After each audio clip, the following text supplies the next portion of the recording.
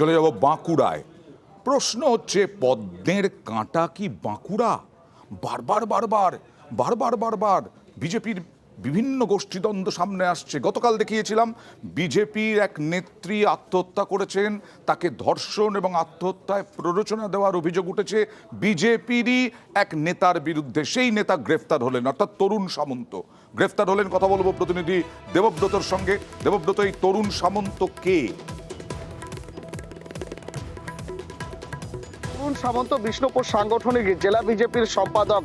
দীর্ঘদিন ধরেই তিনি সংগঠন সামলিয়েছেন। এবার সেই বিজেপি নেতাকে গ্রেপ্তার করা হলো।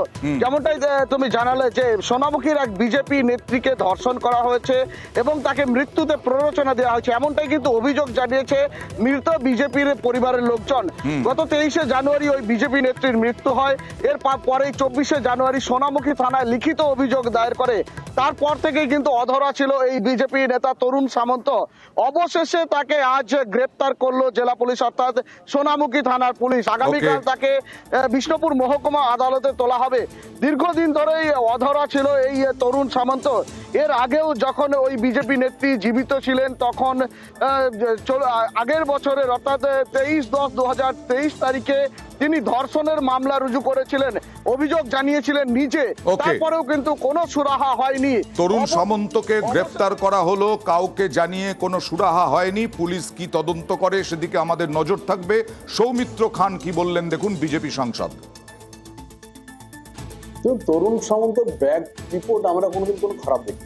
এবার আইন তার আইনের পথে চলবে, আইনকে সঙ্গে নিয়ে তদন্তকারী অফিসাররা তদন্ত করবে, এটাই বলার। এটার বেশি কিছু বলা সম্ভব নয়, কারণ এটা পুরোপুরি আইনি তদন্ত চলছে এবং তারাই বলতে পারবে কি যারা ঘটনা ঘটেছে। এটা তো সৌমিত্র খান বললেন, কিন্তু এই ঘটনা নিয়ে বিজেপির মধ্যেই ভিন্ন সুর। দেখুন, বিজেপি নেত্রীকে প্রথমে ধর্ষণ, তারপর হুমকি, এর জেরে আত্মঘাতী। চাঞ্চল্যকর অভিযোগ বাঁকুড়ার বিষ্ণুপুরে। রবিবার কয়েকজন বিজেপি নেতা শোক সভা করেন। তাদের অভিযোগের আঙুল বিজেপিরই জেলা সম্পাদক তরুণ সামন্তের দিকে। বিষ্ণুপুর জেলা অফিসে দাঁড়িয়েই এ নিয়ে তারা সুর চড়ান। অপরাধীর ডেফিনেশন অপরাধী হয়, অপরাধীর কোনো সম্পর্ক হয় না। এর আগেও এরকম অভিযোগ উনার উপর একাধিকবার এসছেন। তারপরও উনি কি করে জেলা কমিটির মধ্যে এলো, অন্তর্গত হলো, সেটাই আমাদের কাছে প্রশ্ন। এই চাঞ্চল্যকর অভিযোগ নিয়েও বিজেপির অন্দরে দুই রকম সুর। যারা এটা কত তারিখে মারা গেছে, 23 তারিখে, তারপরে যারা এই ধরনের করছে তাদের মানসিক, আমরা বলবো যে তারা মানসিকভাবে বিপর্যস্ত হয়ে পড়েছে। তাই তারা বিভিন্নভাবে নিজেদের স্বার্থকে সিদ্ধি করার জন্য এই ধরনের কুকর্ম করে বেড়াচ্ছে। উনি উনার রুচির পরিচয় দিয়েছেন। দেখুন, আমার কাছে আগে দল, তারপরে ব্যক্তি। আমরা জেলা সভাতে জানাবো আগামী দিন যে সেই কর্মীকে যেন দল থেকে বহিষ্কার করা হয় এবং আইনের পথে চলবে, এটা আমি বিশ্বাস করি। গত বছর অক্টোবরে সোনামুখী থানায় তরুণ সামন্তের বিরুদ্ধে ধর্ষণের অভিযোগ করেন বিজেপি নেত্রী। তরুণ সামন্ত পাত্রসায়রের বড় ব্যবসায়ী, প্রভাবশালী ব্যক্তি,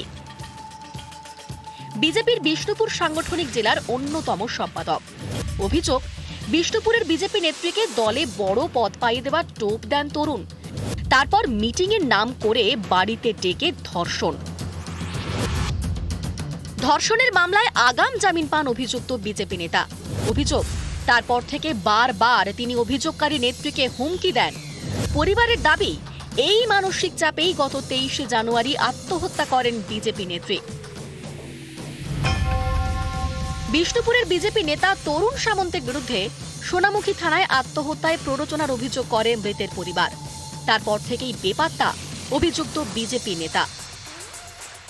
সোনামুখীতে বিজেপি নেত্রীকে ধর্ষণ এবং মৃত্যুতে প্ররোচনা দেওয়ার অভিযোগ ওঠে বিষ্ণুপুর সাংগঠনিক জেলা বিজেপির সম্পাদক তরুণ সামন্তের বিরুদ্ধে। এখনো অভিযুক্ত অধরা।